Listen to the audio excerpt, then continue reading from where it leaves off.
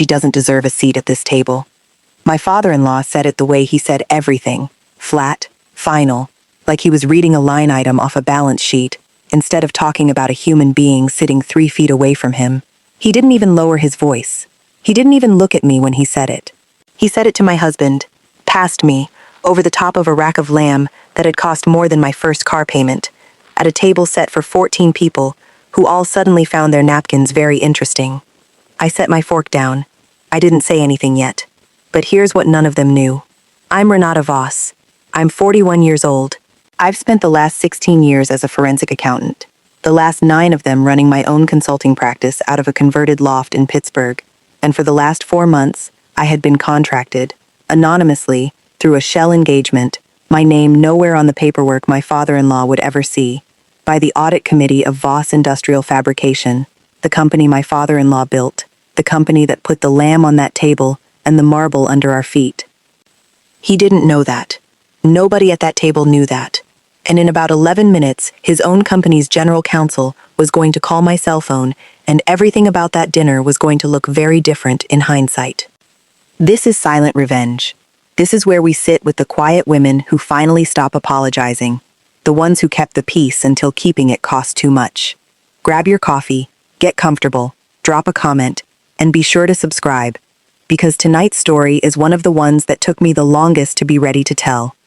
You should know who I am before I tell you what happened, because the two things don't match the way this family tells it.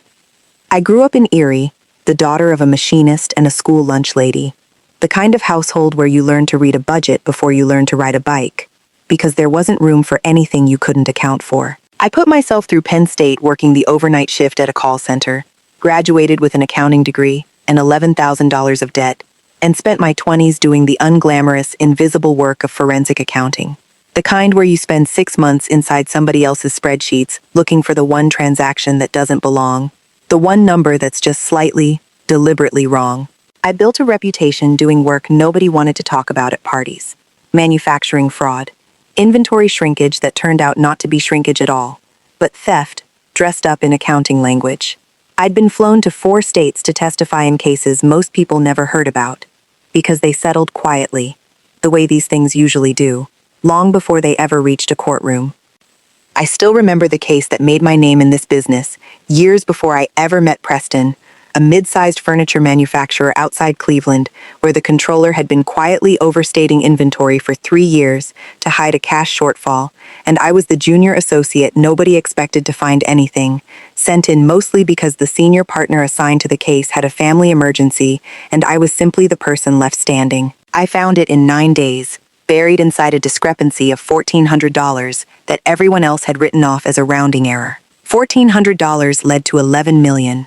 That case taught me something I've carried into every engagement since. Fraud almost never announces itself as large. It announces itself as small, as forgettable, as something a busy person would reasonably decide not to chase.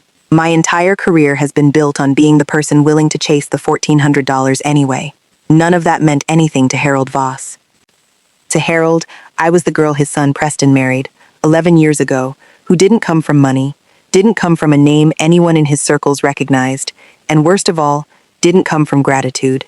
Harold Voss built Voss Industrial from a single stamping press in a rented garage in 1974 into a $140 million precision fabrication company with 3 plants and 400 employees, and he never let anyone forget it, least of all the people who married into the family without contributing so much as a rivet to the enterprise.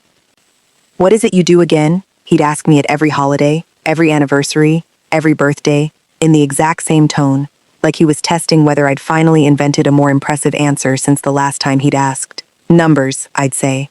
"I look at numbers." And he'd nod, like that confirmed something he already believed about me, and move on to ask Preston about the plant expansion in Youngstown. Preston, my husband, was the second of Harold's 3 children, and the only one who'd never worked a single day inside Voss Industrial. His older sister Deb ran operations at the Erie plant. His younger brother Colton was VP of sales. Preston taught high school physics, which Harold treated less like a profession and more like a diagnosis, something to be managed rather than respected. And by extension, marrying a forensic accountant instead of, say, another Voss-adjacent daughter of industry was treated the same way. A downgrade, a disappointment dressed up as a wedding. I'd absorbed 16 Thanksgivings of it, 16 Christmases, where Harold's toast thanked the family who built this, conspicuously excluding me from the sentence structure, even as I sat at his table, holding his grandchildren. I'd absorbed the way he'd correct me at dinner if I mentioned anything about accounting standards. Actually correct me. A man who ran a manufacturing company and had no formal training past a high school diploma and 40 years of instinct, correcting a licensed forensic accountant on GAAP reporting requirements, because he needed, structurally needed, to be the smartest person discussing anything at his own table. I remember specific instances the way you remember scars, each one small enough on its own to seem unworthy of mention, and that was always the trick of it. The Christmas Preston made partner track at his school district, and Harold spent the whole toast talking about Colton's new Silverado instead. The summer barbecue where Harold introduced me to a business associate as Preston's better half, she does something with numbers, don't ask me what, and laughed like it was charming rather than dismissive. The time Ivy, at 6 years old, proudly told her grandfather I'd caught bad guys stealing money for a living, and Harold had ruffled her hair and said, "Sure she does, sweetheart," in the exact tone you'd use for a child's claim about seeing a dragon. I never corrected him. That was its own quiet decision, repeated so many times it stopped feeling like a decision at all. Preston would apologize for his father in the car afterward, every single time, a ritual as predictable as the slights themselves. "He doesn't mean it the way it sounds," he'd say, and I'd tell him I knew, and some nights I even believed it.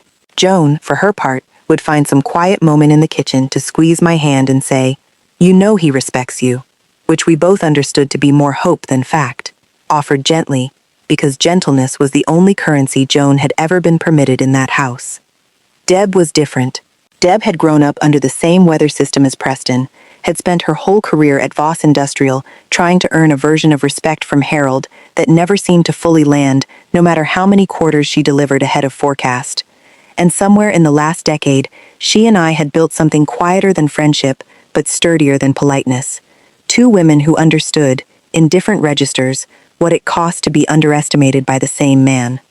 I let it slide for 16 years because Preston loved his family, and because his mother, Joan, was one of the gentlest people I'd ever met, and because his sister Deb and I had actually built something like a friendship despite everything, and because, if I'm honest, I told myself it cost me nothing to be underestimated. Being underestimated, in my line of work, is actually an asset. People say things in front of you they'd never say in front of someone they thought was paying attention. Which is exactly how, 4 months before that dinner, I ended up in a conference room in downtown Pittsburgh, being retained by a name I didn't recognize on a firm's letterhead I did. It started with a phone call from a woman named Priya Anand, an attorney with Whitfield and Cross, a firm that did compliance work for mid-market manufacturers across 3 states. She didn't say who the client was. That's normal in this kind of engagement. You're brought in blind, on purpose, so there's no appearance of bias, so nobody can later claim you went looking for a particular answer. She said only that an audit committee had flagged irregular patterns in a subsidiary's inventory reconciliation over 18 months, that they needed someone outside the company's existing accounting relationships, someone with no connection to the region, someone thorough and, her words, someone who won't be intimidated by a big personality in the room. I said yes before she finished the sentence. It was good money, it was interesting work, and I had absolutely no reason at that point to think the company in question had anything to do with my own last name. I found out on day 6, when the Shell Corporation's data room finally coughed up an org chart, and I saw Harold Voss's name at the top of it, and Colton Voss's name 3 levels down, running sales for the very subsidiary in question, the Youngstown expansion plant, the one Harold had bragged about at every dinner for 2 years. I sat with that for a long time. I called Priya back and told her, plainly, that the CEO of the parent company was my father-in-law, and that I needed her to decide whether that disqualified me, or whether it was, in fact, exactly why she'd been told to find someone with no local ties, and no reason to protect anyone. She was quiet for a moment, and then she said something I've thought about 100 times since. "Renata, does anyone in that family actually know what you do for a living?" I told her the truth. Not really. Not in any way that counted. She said the engagement would stay anonymous on the company side regardless. My name would appear nowhere in the initial reports, only a case number and my firm's registered entity name, which bore no resemblance to my own. If the findings escalated to a point where disclosure became necessary, That would happen through counsel, not through me showing up at anyone's Thanksgiving table with a folder under my arm. The work itself was slower and more tedious than anyone who hasn't done forensic accounting would ever imagine. It isn't dramatic, it isn't a montage. It's 18 months of general ledger entries pulled into a reconciliation workbook, line by line, comparing purchase orders against shipping manifests, against invoice dates, against payment terms, looking for the seams where the story the numbers told stopped matching the story the paperwork told. Most nights, after Preston and Ivy had gone to bed, I'd sit at the kitchen table with my laptop and a second monitor propped against a stack of cookbooks, working through distributor account histories until 1 or 2 in the morning, and if Preston came down for water and asked what I was working on, I told him a manufacturing client out west, which was true in the narrowest possible sense and felt, every single time, like swallowing a stone. The first anomaly I found was almost boring in how small it looked. 3-volume rebate line items to a distributor called Ferrand Metal Solutions, each one just under the internal threshold that would have triggered secondary approval. I've learned over 16 years that fraud almost always structures itself just beneath whatever threshold triggers a second set of eyes. It's not an accident, it's a tell, the same way a burglar avoids the motion sensor light without ever needing to know exactly where the sensor is wired. I pulled Ferrand's registration. Delaware Shell, formed 11 months before its first transaction with Voss Industrial, registered agent address that turned out, 3 databases later, to be a UPS store on Route 224 in Boardman, Ohio. Then a second distributor, Kestrel Trade Partners, same registered agent, same UPS store, formed 4 months after Ferrand. Then a third. 3 independent distributors, all sharing one mailbox, all doing business exclusively with one plant, all approved for rebate terms by one signature. Colton's signature. I want to be honest about what that discovery felt like. Sitting alone at my kitchen table, at midnight, with my daughter's nightlight glowing faintly down the hall. It didn't feel like triumph. It felt like dread, heavy and specific, because I understood immediately what I was looking at, and I understood immediately whose Thanksgiving table I was going to have to keep sitting at while I finished proving it. So I went to work, and what I found, over the following 4 months, working nights and weekends around my regular caseload so nobody in the family would notice I was busier than usual, was this. Colton Voss, VP of Sales, had been running a rebate scheme through the Youngstown plant for the better part of 2 years. Fictitious volume discounts issued to 3 distributors that didn't actually exist as legal entities, shell companies registered to addresses that turned out to be a UPS store, and 2 residential properties, one of which, I confirmed through public records late one night with my heart hammering in my chest, belonged to Colton's brother-in-law. The rebates were booked as marketing expense, which kept them off anyone's radar during the standard AP reconciliation, and the product attributed to those fictitious distributor sales was in reality being diverted and resold through a separate channel entirely, the proceeds landing in an account that traced, after considerable digging through wire transfer metadata and a records request that took 6 weeks to come back, to Colton personally. Total exposure, as best I could reconstruct it, just under $3.1 million over 22 months. I want to be clear about something, because it matters to how the rest of this unfolded. I didn't go looking for this to hurt anyone. I found it because it was my job to find it, and because the numbers, once you know how to read them the way I do, don't lie even when the people behind them do. A rebate program with 3 distributors that share a UPS store address isn't a coincidence. It's a signature, just written in numbers instead of ink. I filed my findings with Whitfield and Cross on a Tuesday. 2 days later was Sunday dinner at Harold and Joan's house, the monthly ritual I'd attended without fail for 16 years, and I walked in that door already carrying something none of them could see, the way you carry a stone in your coat pocket, feeling its weight the whole time you're smiling and passing the rolls. The dinner started ordinary enough.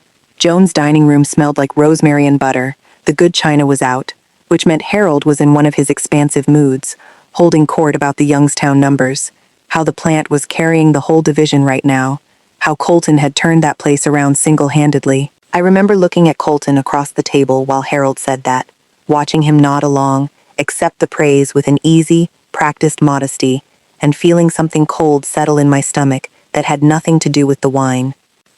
The Sunday before that dinner, at Ivy's school open house, Harold had cornered Preston by the science fair table, where Ivy's water filtration project sat proudly displayed, and I'd overheard him say, in that same flat, dismissive register, she gets that engineering mind from the Voss side, obviously, not from her mother's spreadsheets.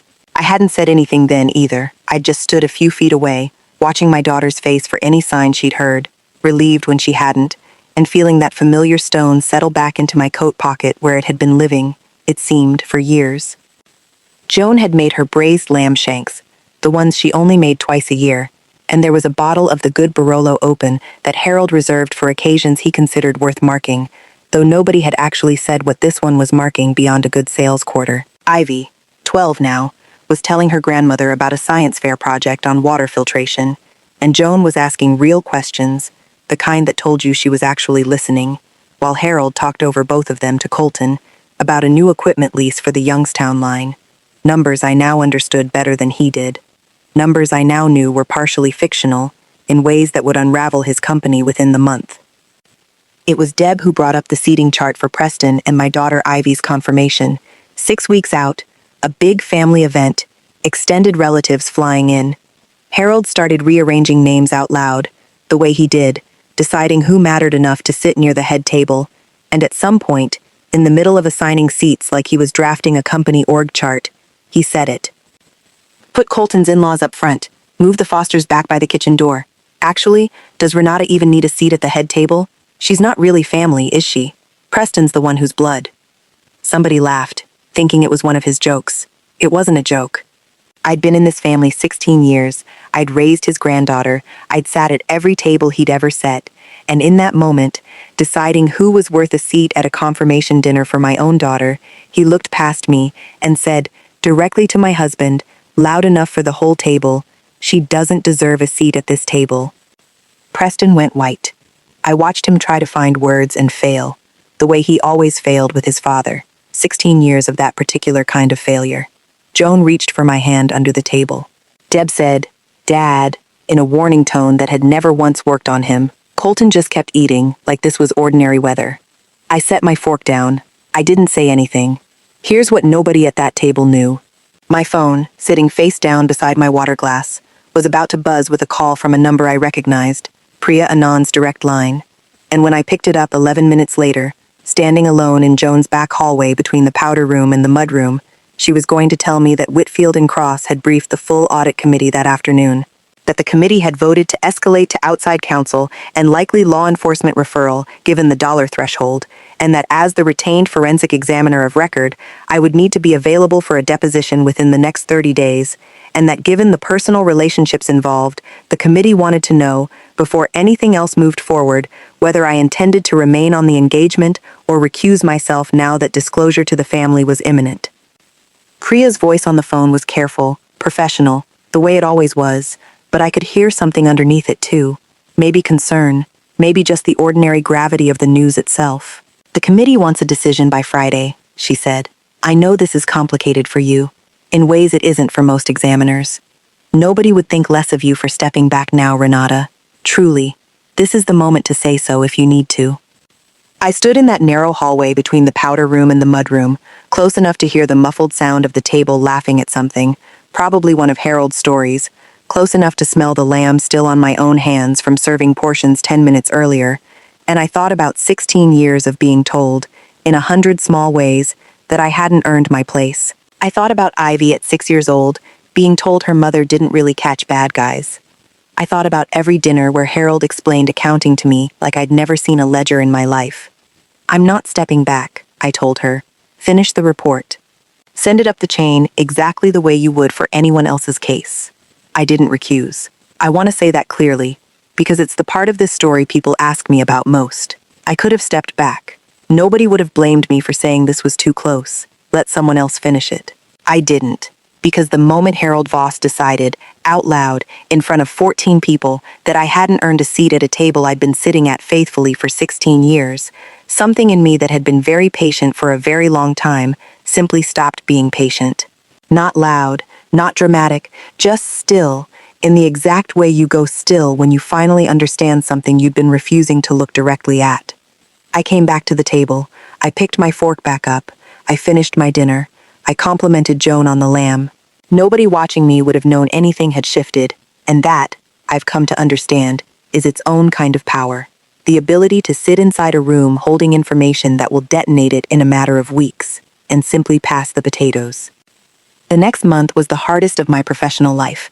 Not because the fraud case was complicated.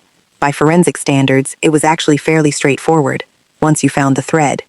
But because I had to sit through 2 more family dinners, a school play, and my daughter's dentist appointment carpooled with Colton's wife, all while carrying a case file in my head that I couldn't discuss with a single person at that table, including my own husband, because attorney-client privilege and the terms of my engagement required it. Preston noticed something was wrong. He asked me twice if I was okay, and both times I told him work was busy, which wasn't a lie, just an incomplete truth, the kind I'd apparently been living inside for 16 years without fully admitting it to myself. The formal notice went out on a Thursday in March. Whitfield and Cross, on behalf of the Voss Industrial Audit Committee, notified Harold Voss as CEO and the full board of directors that a forensic investigation had substantiated material fraud in the Youngstown subsidiary, attributable to Colton Voss, with total exposure estimated at $3.1 million, and that the matter had been referred to outside legal counsel with a recommendation to notify federal authorities given the interstate wire activity involved. The notice included, as such notices do, the name of the retained examiner of record, my name.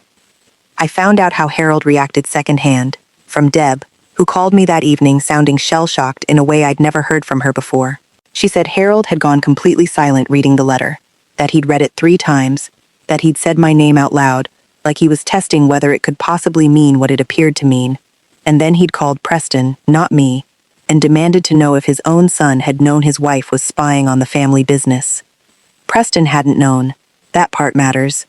I'd protected him from the weight of it as much as I could, the same way I'd been protecting myself from the weight of that dinner table for 16 years, and when he called me that night, his voice was different than I'd ever heard it.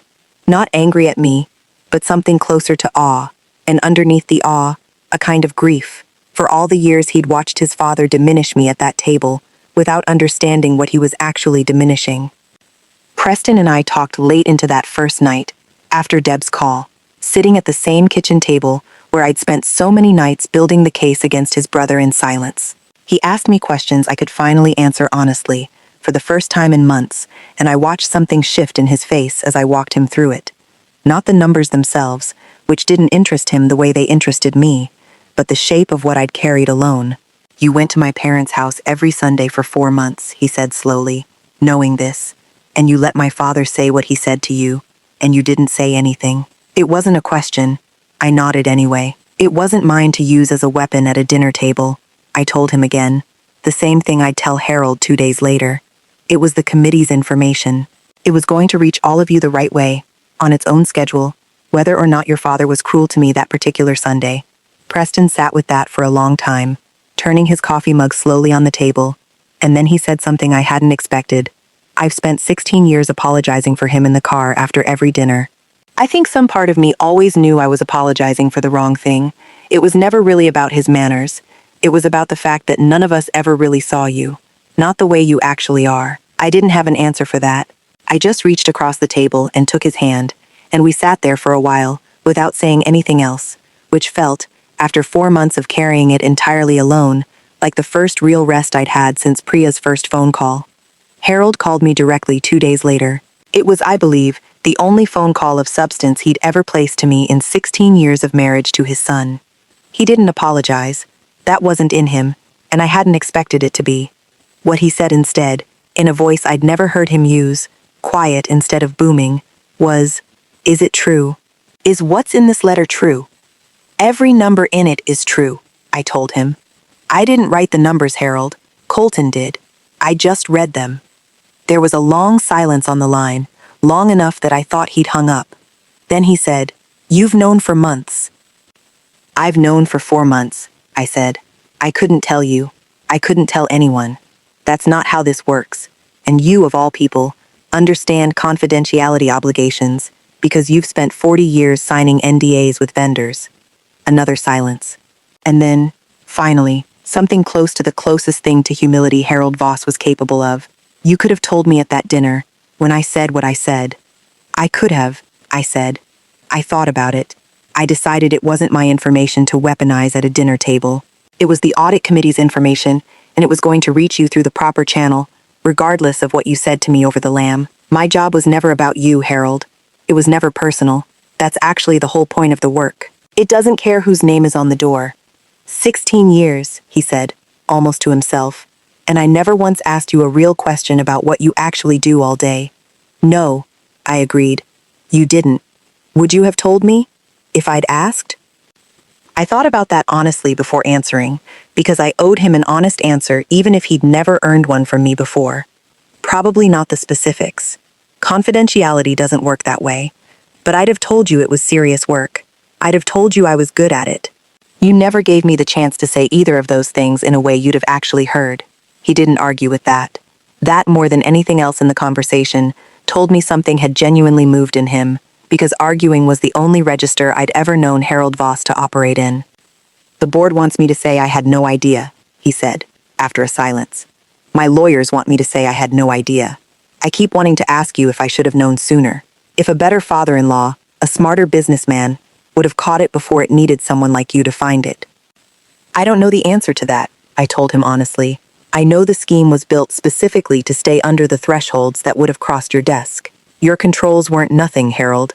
They just weren't built for someone who understood exactly where the seams were, and Colton did, because he grew up watching how the company worked from the inside, the same way you did. That's supposed to make me feel better? It's supposed to be true, I said. I don't have a version of this that makes anyone feel better. I only have the version that's accurate. Before any of that reached the family, though, there was the deposition, and I want to describe it because it's the part of this story that felt, oddly, like the actual closing of a long chapter, rather than the dramatic confrontation people sometimes imagine. It happened in a nondescript conference room in downtown Pittsburgh. Federal prosecutors on one side of a long table, Colton's defense counsel on the other, a court reporter's fingers moving in that steady, unhurried rhythm that somehow makes everything said in the room feel more permanent than ordinary speech. I walked through 18 months of general ledger entries for 6 hours that day, exhibit by exhibit, answering questions about UPS store registered agents and wire transfer metadata and rebate approval thresholds with the same flat, careful precision I'd bring to any engagement. At one point, Colton's attorney, a sharp younger man clearly trying to find any thread to pull, asked me directly whether my personal relationship with the defendant had influenced my findings in any way, whether I had, in his words, an axe to grind. I found what the numbers showed, I told him. I'd have found the exact same numbers if his last name had been anything else. The numbers don't know whose wedding I attended. He didn't have a follow-up for that. Nobody in the room did, and something in the quality of the silence afterward told me the case, at least the parts that depended on undermining my credibility, was effectively over. The weeks after the notice went out were the strangest of my life, a kind of slow-motion unraveling that the whole family experienced from different rooms of the same house. Colton's wife stopped answering Deb's calls for a while, understandably. Colton himself, I'm told, spent most of a week refusing to leave his house, and when he finally did speak to Preston, it was to ask, disbelieving, whether his own sister-in-law had been building a case against him this whole time, as though the fraud itself were somehow less relevant than the fact that I'd been the one to find it. Deb called me almost every day that first week, not angry, just trying to understand the shape of what had happened. How long, she kept asking, how long did you know before that dinner? When I told her 4 months, she went quiet on the line for a long stretch, and then she said something that stuck with me.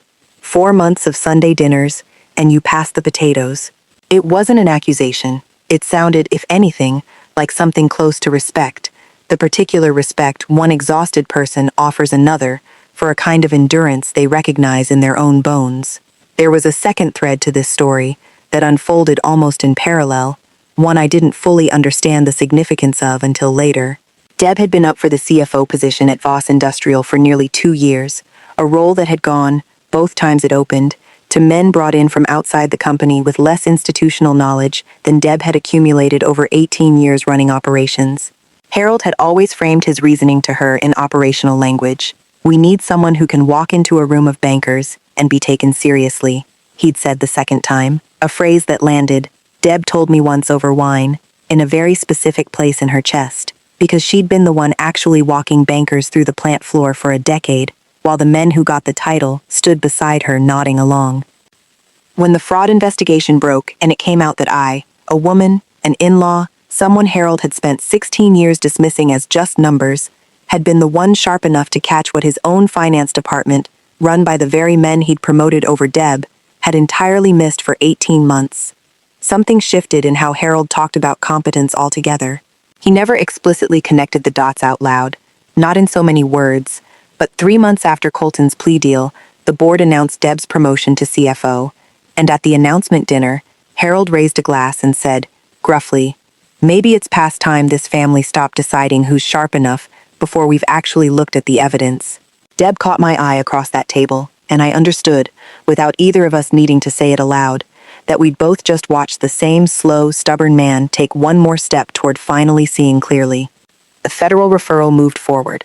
Colton was charged that summer with wire fraud, and eventually pled to a reduced count in exchange for restitution and cooperation, avoiding trial, but not avoiding the 2 years he ultimately served. The company survived it, barely, and only because the audit committee had moved fast enough on my findings to contain the exposure before it metastasized further, which is, professionally speaking, the best outcome a forensic examiner can hope to deliver.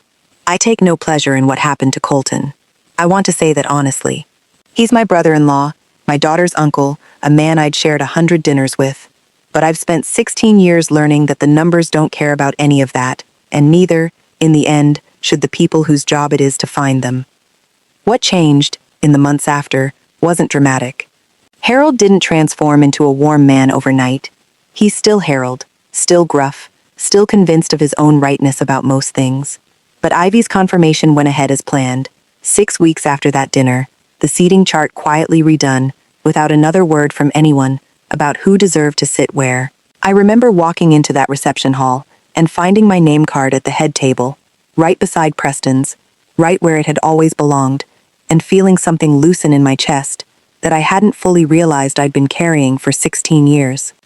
Harold stood up during the toast, glass in hand, the same booming posture he brought to every occasion, and for a moment, I braced myself the way I always did, waiting to see who he'd center and who he'd leave out of the sentence. Instead, he looked directly at me, which he almost never did, and said something I'll remember for the rest of my life. "I've built things with my hands for 50 years, he said, his voice rougher than usual. Presses, plants, a company with my name on the gate. I always thought that was the only kind of building that counted, the kind you could walk through and touch. I spent 16 years thinking the smartest person at my table was whoever built something you could see. I was wrong. Some of the smartest people build things you can't see until the day you need them most. The kind of work that sits quietly for months, doing what's right whether or not anyone's thanking you for it. I hope to God none of us ever need Renata's kind of work again, but I'm grateful every single day now that we had it inside this family, instead of finding out the hard way, from strangers, after it was too late to fix anything." The table went quiet in a different way than it had 6 weeks earlier. Not the uncomfortable silence of everyone avoiding my eyes, but something closer to the room finally exhaling. Joan was crying softly into her napkin. Deb caught my eye across the table and gave me the smallest nod, the kind two tired people give each other after a long shift finally ends. Preston squeezed my hand under the table, hard, the way you hold on to something you almost lost. It wasn't an apology, not exactly.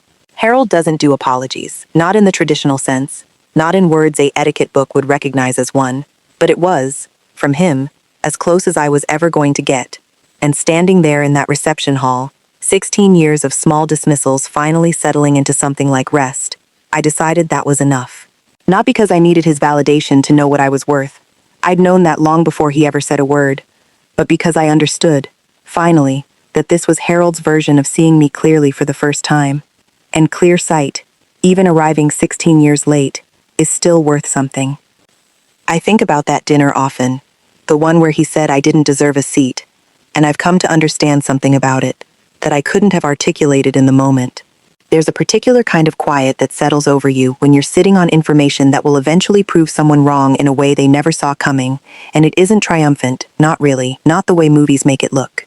It's lonely. It's a very specific kind of loneliness, holding a truth that will hurt people you love before it helps them, and knowing you can't share the weight of carrying it with anyone at that table, not even your own husband, until the proper channels finally catch up to what you already know. I've thought, too, about what would have happened if I'd never taken that engagement, if Priya Anand had called someone else, if the audit committee had never flagged those rebate patterns at all. Colton might still be running that scheme today, quietly siphoning off the company his own father built, and Harold might have gone another 5 years, 10 years, believing his younger son had simply turned the Youngstown plant around through good old-fashioned hustle. Sometimes doing the quiet, correct work isn't about proving anyone wrong. It's simply about making sure the truth surfaces before the damage becomes unrecoverable, whether or not anyone at the table ever thanks you for it. Colton and I don't talk much these days, and I don't expect that to change soon, if ever. And I've made my peace with that. His wife and kids still come to some family gatherings, more cautiously than before. And Deb has quietly stepped in to make sure they're never made to feel unwelcome the way I once was, which feels like its own small justice, a debt being repaid sideways through someone who understands exactly what it costs to be the one left holding a family's disapproval. Colton and I don't talk much these days, and I don't expect that to change soon, if ever, and I've made my peace with that. His wife and their 2 boys still come to some family gatherings, more cautiously than before, and it's Deb, interestingly, who stepped in to make sure they're never made to feel unwelcome the way I once was, which feels like its own small justice, a debt being repaid sideways through someone who understands exactly what it costs to be the one left holding a family's disapproval. Last Easter, I watched Deb spend 20 minutes on the porch with Colton's older boy, now 14, talking him through a rough patch at school, and I thought about how strange and quietly healing it is, watching the family slowly redistribute its warmth toward the people who actually need it, once the person who used to hoard all the credit finally stepped back enough to let that happen. I still go to Sunday dinners. I still sit wherever the seating chart puts me, because I've learned something in the last year that took me far too long to understand. My seat at that table was never something Harold Voss had the authority to grant or take away in the first place. I'd earned every seat I ever sat in that house and everywhere else, long before he decided out loud whether I deserved it. His approval was never the currency I thought it was. It just took a $3.1 million fraud scheme for both of us to finally see the actual ledger. I think about Ivy sometimes, 12 years old, sitting at that confirmation table, hearing her grandfather say something entirely different about her mother than what he'd said 6 weeks earlier at that science fair table, and I wonder what she absorbed from watching the whole arc of it unfold, even the parts she was too young to fully understand. I hope what she took from it isn't a lesson about vindication, about proving people wrong through spectacular reveals. I hope what she took from it is quieter than that you can do careful, unglamorous work for years, work nobody claps for, work that doesn't announce itself, and that the work itself is still worth doing correctly, whether or not the people around you ever notice, whether or not anyone at the table ever says thank you. If you've ever sat at a table where someone decided out loud that you didn't belong there, I hope you remember this. The people who need to announce who deserves a seat are usually the ones least equipped to judge who's actually holding the room together. Let the numbers, or the truth, or the years of showing up speak for themselves eventually. They almost always do, and if they don't, on their own timeline, you'll still know what you built, even if nobody else in the room ever fully sees it. Thank you for spending this time with me. If this story meant something to you, drop a comment below and let me know which line hit hardest. And don't forget to subscribe. There are more stories like this one coming, about the quiet women who finally stop apologizing for taking up space they earned a long time ago. I'll see you in the next one.